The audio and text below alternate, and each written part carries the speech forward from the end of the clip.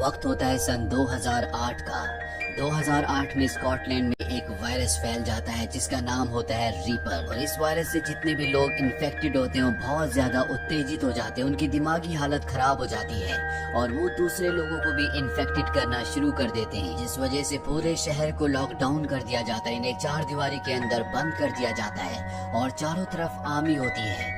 यहीं पर हमें एक लेडी को दिखाया जाता है जिसके साथ उसकी बच्ची भी होती है। वो आर्मी के हेलीकॉप्टर तक जाती है और कहती है कि मेरी बेटी को अपने साथ ले जाओ। हालांकि आर्मी सोल्जर्स उसकी बेटी को अपने साथ नहीं ले जाना चाहते, लेकिन इन्हीं में एक सोल्जर होता है जो उसकी बेटी को अपने पास रख लेता है। और अब यहाँ पर और भी बहुत सारे इन्फेक्टेड लोग आ जाते हैं। आर्मी का हेलीकॉप्टर तो उस लेडी की बेटी को लेकर उड़ जाता है, लेकिन यहाँ पर जो बाकी इन्फेक्टेड लोग होते हैं वो उस लेडी को और एक सोल्जर को इन्फेक्टेड कर देते हैं। दरअसल अब चारों तरफ इन्फेक्टेड लोग हैं जिनके साथ वो लोग भी फंस चुके हैं जो इन्फेक्टेड नहीं है, और इस पूरे शहर को चार दीवारी के अंदर कैद कर दिया जाता है। अंदर किसी तरह की कोई भी कानून व्यवस्था नहीं है, इसीलिए लोग एक दूसरे को मार रहे होते हैं और इसी तरह से कई साल बीत जाते हैं।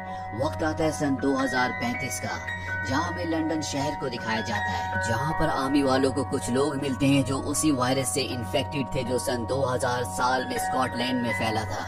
दरअसल सन 2008 के बाद स्कॉटलैंड की उन चार दीवारियों के अंदर किसी ने कभी झांक कर नहीं देखा कि वहाँ पर क्या हो रहा है, और अब तक पूरी दुनिया ये मान चुकी है कि वायरस स्कॉटलैंड में शुरू हुआ था और वहीं खत्म हो चुका है। लेकिन अब जब लंदन में उसी वायरस से कुछ लोग इन्फेक्टेड मिले हैं तो पूरे शहर में लॉकडाउन लगा दिया जाता है। कई लोगों को क्वारंटीन कर दिया जाता है, जिस वजह से प्राइम मिनिस्टर बहुत ज्यादा परेशान हो जाते हैं, क्योंकि जो स्कॉटलैंड में सन 2008 में हुआ था अब वो यहाँ पर भी हो सकता है। तभी प्राइम मिनिस्टर का सेक्रेटरी आता है और उन्हें कुछ फोटोज दिखाता है जो कि स्कॉटलैंड के उस एरिया की होती है जिसे आज से कई साल पहले ये क्वारंटीन करके छोड़ आए थे, जिसके अंदर इन्फेक्टेड लोग थे। इन्हें एक सैटेलाइट की फोटो भी मिलती है जो उसी क्वारंटीन एरिया के लोगों ने बनाई थी, जिसका मतलब ये है कि वहाँ के लोग सरवाइव कर चुके हैं। हो सकता है कि उन्हें इस बीमारी का क्योर मिल गया हो, जिस वजह से सब के सब ठीक हो गए हों।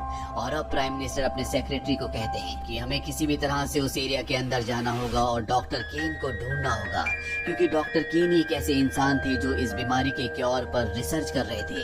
अगर उन्होंने उसका क्योर बना लिया है तो उनके पास आज भी उसका क्योर होगा। हमें किसी भी कीमत पर उस एंटीडोट को, उस क्योर को अपने देश तक लाना होगा।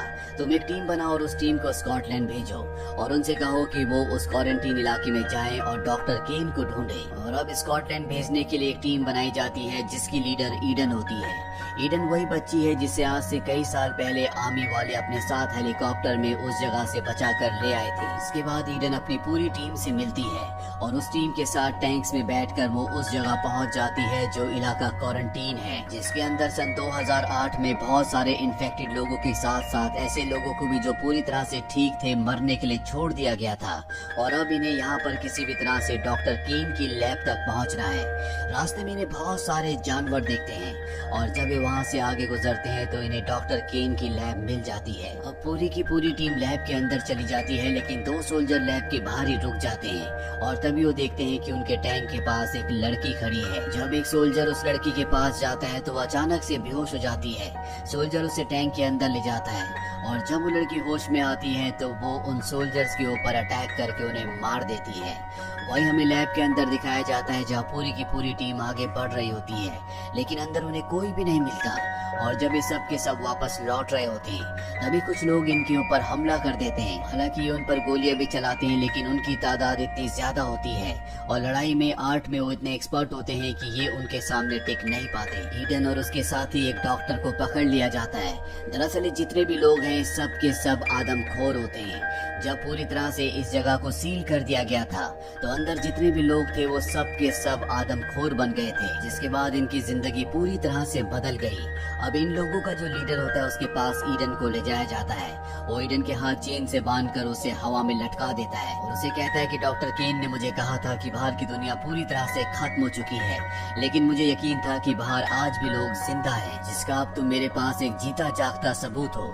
मैं तुम्हें अपने सभी लोगों को दिखाऊंगा और उन्हें यकीन यकीन दिलाऊंगा कि बाहर अब भी लोग इंसान जिंदा है। वही ईडन के साथ ही डॉक्टर को दिखाया जाता है जिसे सब के सब आदमखोर लोग मार देते हैं। ईडन को अब भी कैद करके रखा गया होता है और जब उसे एक आदमखोर खाना देने के लिए आता है तो ईडन उस पर हमला करके उससे चाबी लेकर खुद अपने आप को आजाद कर लेती है और अब वो किसी भी तरह से डॉक्टर केन तक पहुंचना चाहती है। जब वो यहाँ से निकल रही होती है तभी वो देखती है कि उसी की तरह एक लड़की को यहाँ पर कैद करके रखा गया है।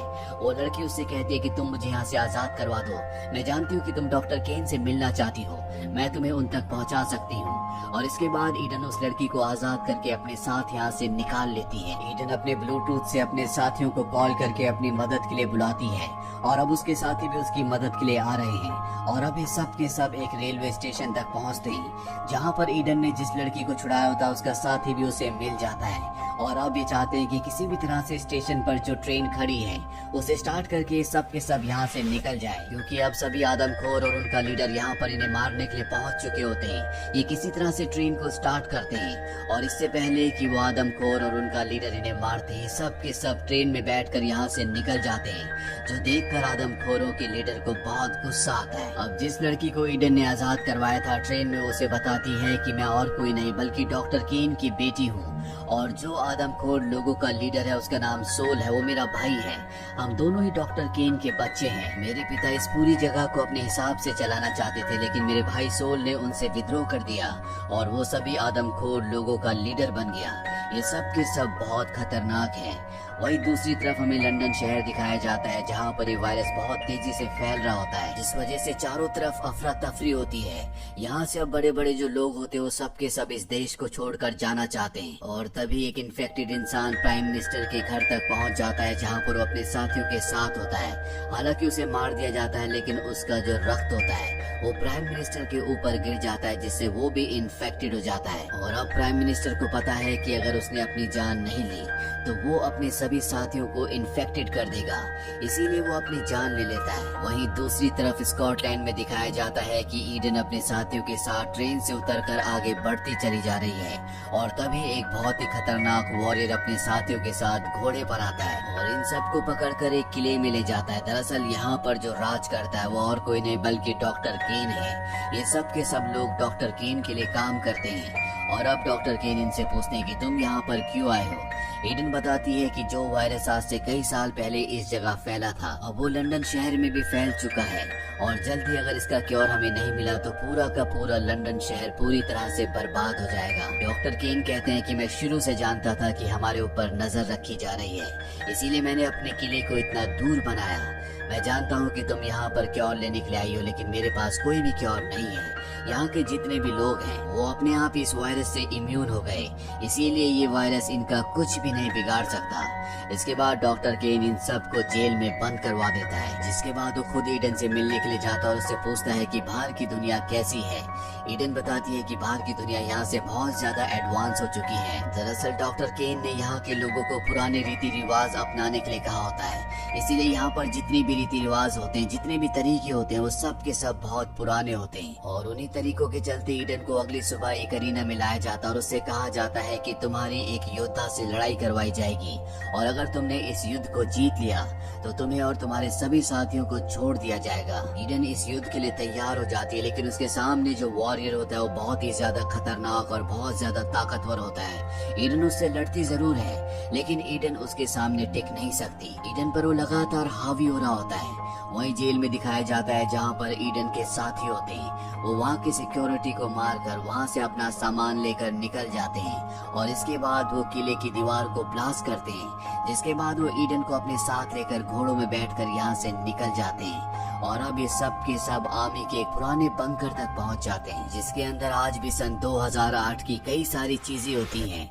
जिनमें एक गाड़ी भी होती है। साथ ही यहाँ पर बहुत सारे टैंक्स होते हैं जिनके अंदर पेट्रोल भी होता है। ये गाड़ी के अंदर पेट्रोल को भरते हैं। साथ ही ईडन यहाँ पर एक मोबाइल भी रख लेती है जो पहले से यहाँ पर होता है और अब ईडन का एक साथी दरवाजा खोलने के लिए जाता है और दरवाजा तो खोल देता है, लेकिन तभी यहाँ पर केन की सेना के कुछ लोग आ जाते हैं और उसे मार देते हैं। और किसी तरह से ईडन गाड़ी में बैठकर अपने साथियों के साथ यहाँ से निकल जाती है और अब उसके पास मोबाइल फोन भी होता है जिसमें उसने अपनी सिम डाल दी होती है और वो प्राइम मिनिस्टर को फोन करती है। प्राइम मिनिस्टर की मौत के बाद उनका जो सेक्रेटरी होता है अब वो प्राइम मिनिस्टर बन चुका होता है। ईडन उन सबको अपनी लोकेशन बताती है और अब सोल भी अपने साथियों के साथ ईडन की गाड़ी का पीछा करना शुरू कर देता है। वो ईडन की गाड़ी के अंदर आने की कोशिश भी करता है, लेकिन ईडन उसे धक्का देकर गिरा देती है।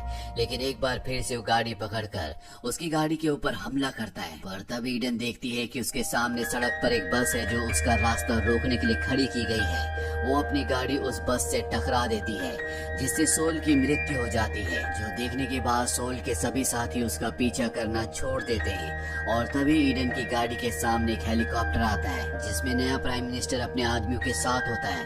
वो ईडन से पूछता है क्या तुम्हें क्योर मिला। ईडन प्राइम मिनिस्टर को उस लड़की और उसके साथी को दिखाती है जिसे वो अपने साथ जेल से छुड़ा कर लाई थी और प्राइम मिनिस्टर को बताती है कि यहाँ पर रहने वाला हर एक इंसान उस वायरस से इम्यून है, ये लोग भी इम्यून है और हम इनके ब्लड से जल्दी क्योर बना लेंगे। ये सुनकर ये नया प्राइम मिनिस्टर बहुत ज्यादा खुश हो जाता है। वो कहता है कि बहुत जल्दी ये वायरस पूरी दुनिया में फैल जाएगा और जब हमारे पास मेडिकेशन होगी तो इस मेडिकेशन की डिमांड पूरी दुनिया में होगी और जिसके पास भी मेडिकेशन होगी उसका राज पूरी दुनिया पर होगा। और अब ईडन को प्राइम मिनिस्टर के इरादों पर पूरी तरह से शक हो जाता है। वो समझ जाती है कि वो क्या करना चाहता है। दरअसल प्राइम मिनिस्टर को नहीं पता होता, लेकिन ईडन के पास जो हिडन कैमरा होता है वो उसने ऑन कर लिया होता है और प्राइम मिनिस्टर की पूरी बातें उसमें रिकॉर्ड हो गई होती हैं। साथ ही उसे डॉक्टर केन की बातें भी याद आती है जब उन्होंने उसे कहा था कि गवर्नमेंट किसी के बारे में कभी नहीं सोचती, वो सिर्फ अपने फायदे के बारे में सोचती है। उनकी नजरों में इंसानों की जिंदगी की कोई कीमत नहीं है। और इसके बाद प्राइम मिनिस्टर उन दोनों को अपने साथ ले जाता है। ईडन उनके साथ नहीं जाती बल्कि वो अपनी मॉम के घर आती है जहाँ पर वो बचपन में अपनी मॉम के साथ रहा करती थी, जहाँ वो अपनी और अपनी मॉम की फोटो देखकर अतीत की यादों में खो जाती है। और तभी पुराने प्राइम मिनिस्टर का जो खास आदमी था जो कि बहुत ही ईमानदार होता है, जिसके बारे में ईडन को सब कुछ पता है, वो वहाँ पर आ जाता है। ईडन उसे वो मेमोरी कार्ड दे देती है जिसमें प्राइम मिनिस्टर की सारी बातों को उसने रिकॉर्ड करके रखा हुआ है और वो लंदन पहुंचकर प्राइम मिनिस्टर की इस पूरी की पूरी स्टेटमेंट को जो उसने ईडन के सामने दी थी इंटरनेशनल न्यूज चैनल पर प्ले करवा देता है, जिससे पूरी दुनिया को उसके इरादों का पता चल जाता है और अब वो इंटरनेशनली एक क्रिमिनल है। वही ईडन को दिखाया जाता है जो सभी आदमखोर लोगों के पास जाती है और उन सबको पता है कि इसने सोल को मार दिया है। इसका मतलब ये है कि अब इन सब में ताकतवर ईडन है और ये सब के सब ईडन को अपना लीडर मान लेते हैं, जिसका मतलब ये है कि सब के सब अब ईडन की बातों को मानेंगे और हो ना हो ईडन इन सब को दोबारा से एक नॉर्मल इंसान बना देगी। साथ ही वो डॉक्टर केन के साथ मिलकर वायरस के क्योर को बनाएगी ताकि वो पूरी दुनिया को पूरी तरह से ठीक कर सके। इसी के साथ ये फिल्म, ये कहानी यहीं पर खत्म हो जाती है।